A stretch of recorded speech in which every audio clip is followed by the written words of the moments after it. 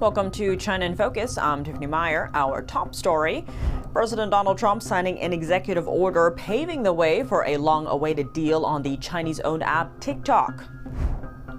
Taiwan lifting planned chip export restrictions on South Africa. The rare sanctions were imposed in response to South Africa downgrading Taiwanese offices, a move connected to its growing ties with China.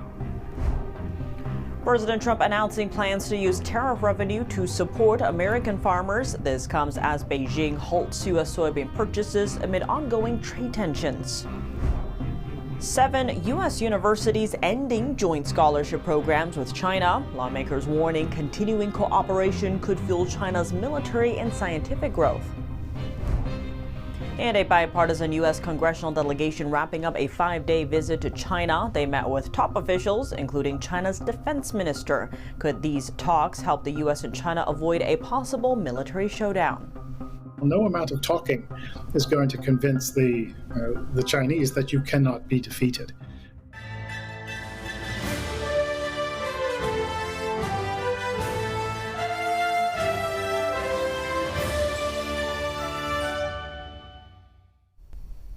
Before we dive into today's news, don't forget to subscribe to our newsletter using the link down below. In tomorrow's newsletter, we're taking a closer look at U.S. businesses pulling back major investments in China and what it could mean for all Americans. It drops Friday morning straight to your inbox. Don't miss it. President Trump signed an executive order aimed at clearing the way for the TikTok deal and cracking down on political violence. NTD's Washington correspondent Mario Tsu has more. Good evening, Mari. What can you tell us about the executive actions the president's signing today?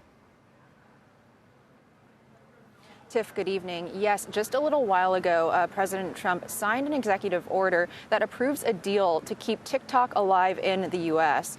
Now, in his first term, the president called for the app to be banned, but he's since changed course, delaying that ban 4 times now until December. And while this executive order confirms that the TikTok deal complies with America's national security standards, some lawmakers have been expressing concerns about the deal over the app's ties to the CCP. Points of concern have been twofold. One, the CCP continuing to control TikTok through its algorithm, and the CCP's access to American user data posing a large national security threat. But President Trump insists that the app will be owned by majority American investors and that those investors will be controlling the algorithm. Here's Vice President J.D. Vance on this issue. Watch. Deal really does mean that Americans can use TikTok, but actually use it with more confidence than they had in the past, because their data is going to be secure and it's not going to be used as a propaganda weapon against our fellow citizens. The White House is touting this as a historic deal, saying businesses using TikTok will generate as much as $178 billion in the U.S. in the next 4 years. The deal entails the American tech company Oracle serving as a security provider and storing American data. The president says Larry Ellison of Oracle is involved as one of the investors, as well as Michael Dell and Rupert Murdoch. Taiwanese authorities announced Thursday that they are suspending the chip export restrictions imposed on South Africa just 2 days earlier. The move comes after a request from the South African government.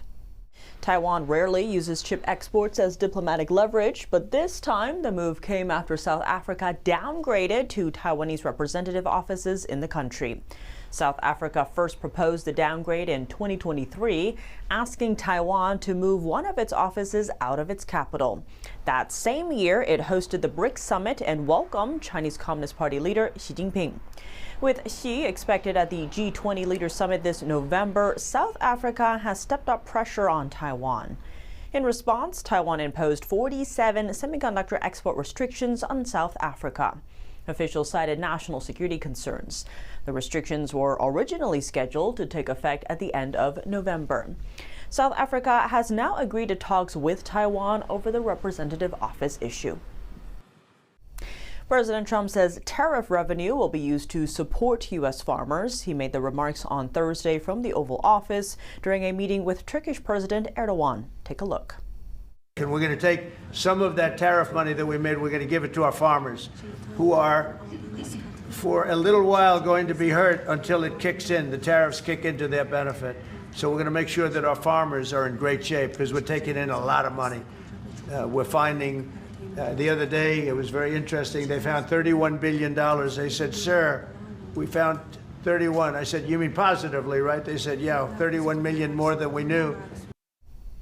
American farmers have been feeling the effects of ongoing trade tensions between Washington and Beijing. Earlier this week, the president of the American Soybean Association urged President Trump for assistance.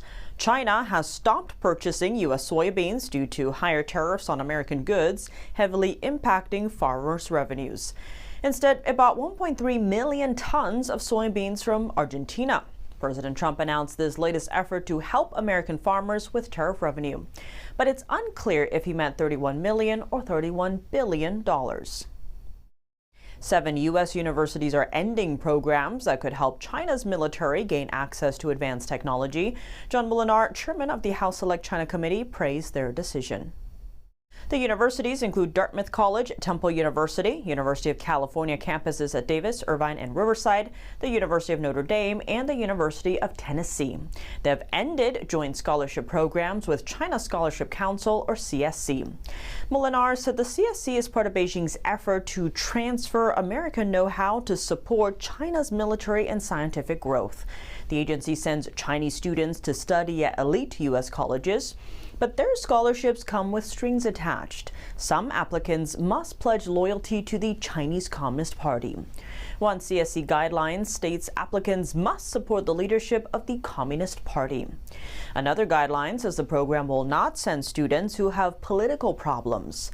CSC also requires sponsored students to report to Chinese consulates on their academic progress every 3 months. In other news, a Republican and a Democrat are backing a bill to release Americans wrongfully detained in China. Here's more. Congressman Chris Smith says the CCP holds more Americans as prisoners than any other nation in the world. The congressman said it is well past time that the United States responds forcefully and fearlessly to rescue its citizens who have been held hostage by the CCP. His bill would direct the Secretary of State to create a plan to identify all cases of concern and use leverage available to release citizens in Chinese custody. It also aims to counter the CCP's tactic of suppressing free speech abroad by holding family members of American citizens as hostages. One example is the sister of Uyghur American activist Rushan Abbas. After she spoke out against the CCP's human rights abuses in Xinjiang, her sister was handed a 20-year prison sentence on terrorism-related charges. Smith said these deliberate assaults on the freedoms and livelihoods of American citizens and their families must end once and for all. It's a race for dominance in space. NASA is gearing up to send 4 astronauts on a 10-day trip around the moon in 2026. This marks the first step toward putting Americans back on the lunar surface since 1969. The mission is part of NASA's Artemis program, launched during President Trump's first term. The program aims not just to put Americans back on the moon, but to reach Mars one day. NASA is teaming up with Firefly Aerospace. Earlier this year, Firefly became the second U.S. company to land an unmanned aircraft on the moon with the help of SpaceX rocket technology. But the U.S. isn't alone. China, working closely with Russia, is pouring resources into its own lunar program. Beijing now aims to land a crewed mission on the moon by 2030. One major reason for the U.S.-China lunar race, helium-3, a resource scarce on Earth but plentiful on the moon. It could power everything from national security systems to healthcare technology and even quantum computers. Just 2 pounds of it could sell for around $20 million. Acting NASA Administrator Sean Duffy says whoever reaches the moon first sets the rules. Those rules could cover a lot, from securing digging sites to setting up communication systems and even building a nuclear reactor. In recent weeks, China has conducted tests on its landing and takeoff systems. Its space agency says their Super Heavy Lift rocket, designed to kickstart the mission, passed 2 major tests. The report has some U.S. officials and NASA veterans worried China could reach the moon before the U.S. Meanwhile, President Trump is pushing to cut government red tape to speed up the U.S. space industry and keep America ahead in the space race. A bipartisan congressional group wrapped up their visit in China on Thursday. The delegation was led by Congressman Adam Smith. He is the top Democrat on the House Armed Services Committee. That's the panel that oversees the Pentagon and U.S. military. In a rare move, the group met with China's defense minister during their 5-day visit. To discuss the trip, we spoke with retired U.S. Marine Colonel Grant Newsham. He's a senior fellow at the Center for Security Policy. Grant, earlier this week, a bipartisan delegation of lawmakers met with Chinese Defense Minister Dong Jun in China. This was the first such delegation in 6 years. Those types of formal trips ended with COVID-19 and, of course, the tensions that followed between the two countries. First, what do you make of this rare visit and talks with the defense minister? Well, ultimately, not much. I think after some period of time, say in this case 30 or 40 years, where we've exchanged these kind of visits, you have to ask yourself, what has been the positive outcome of this?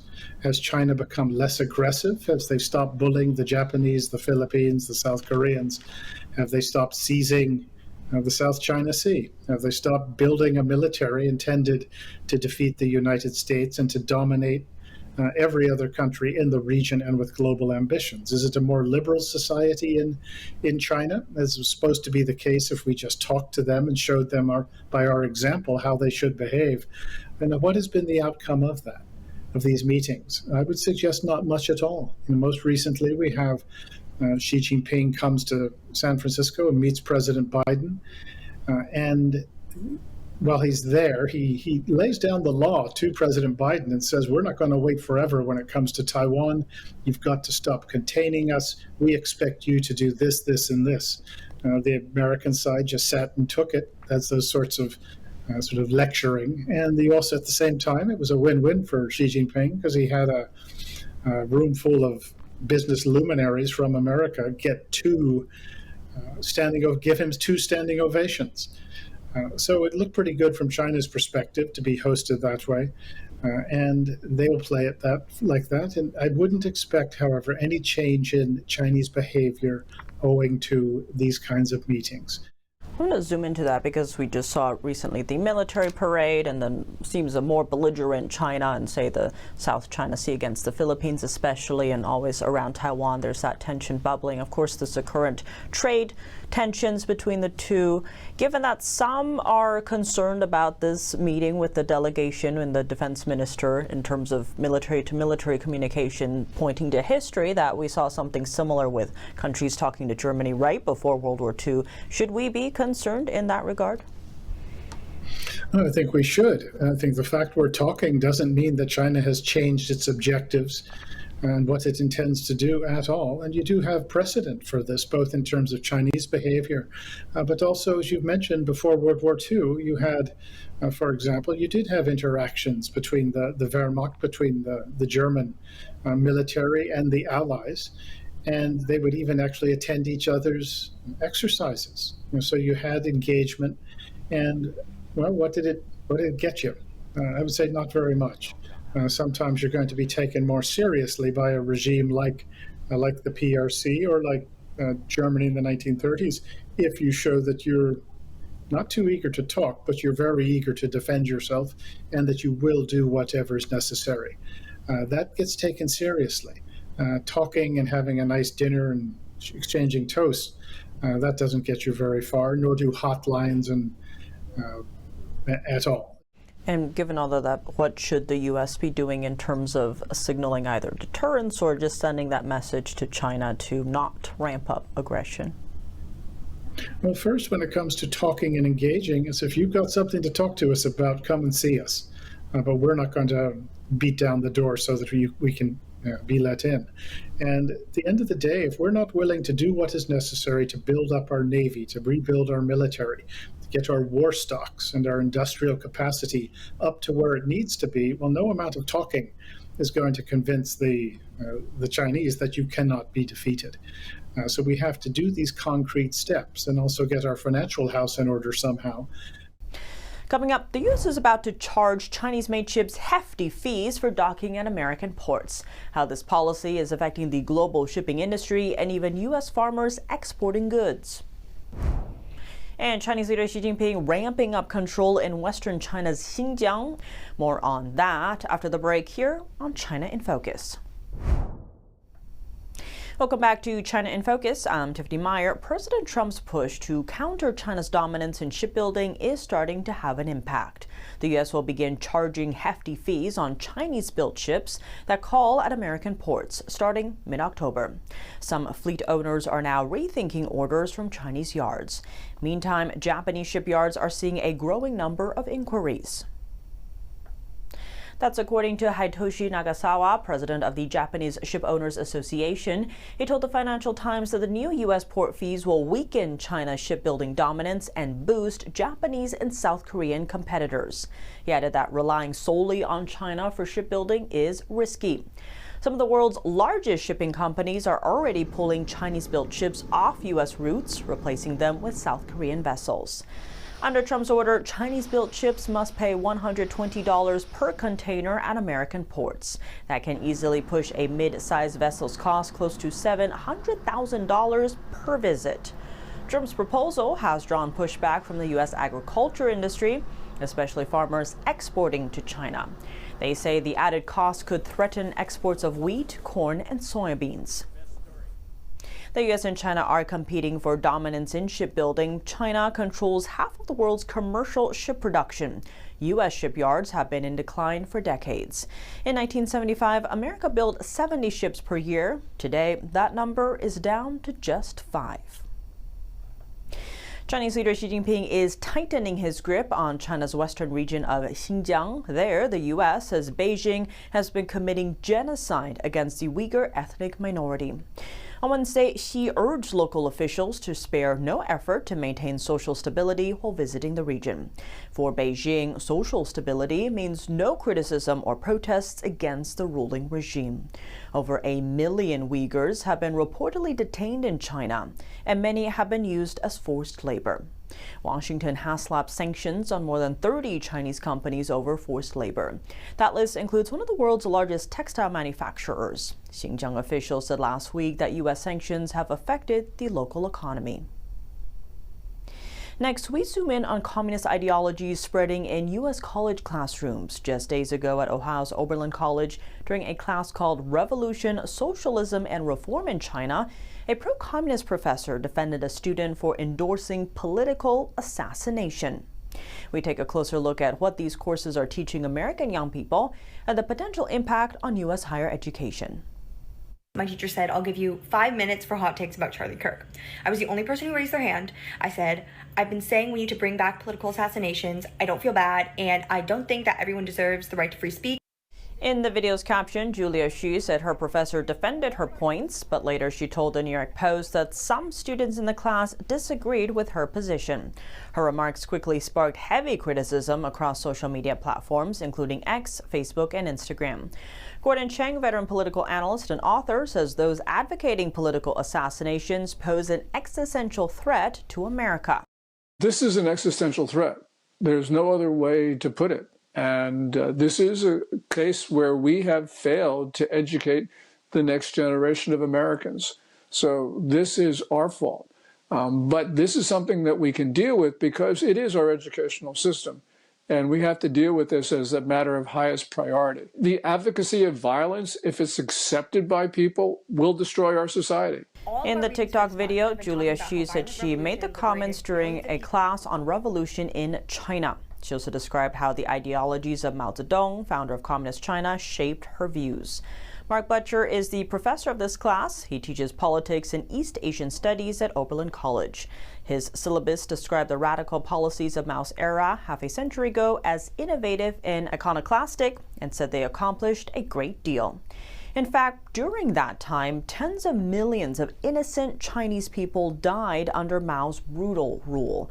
The professor also reportedly framed Beijing's infamous Tiananmen massacre in 1989 in a positive light, calling it decisive and successful, and praising the Chinese Communist regime. Back to Xu's comments, she admitted in Professor Bletcher's class that she had expressed support for political assassination. Later, she and the school deleted or hid most of her digital footprint. She also issued an apology to the New York Post, saying she does not advocate political assassinations and that neither her professor nor her classmates agreed with her. This problem didn't arise on one day. This is the result of decades of our inattention to what is being taught in our schools. And it's also our inattention to what the Communist Party has been trying to do to influence Americans. So this is an existential threat for us. We absolutely have to end the Communist Party's influence in our country. Florida Congresswoman Maria Salazar reintroduced a bill earlier this year aimed at teaching youth about crimes committed by communist parties.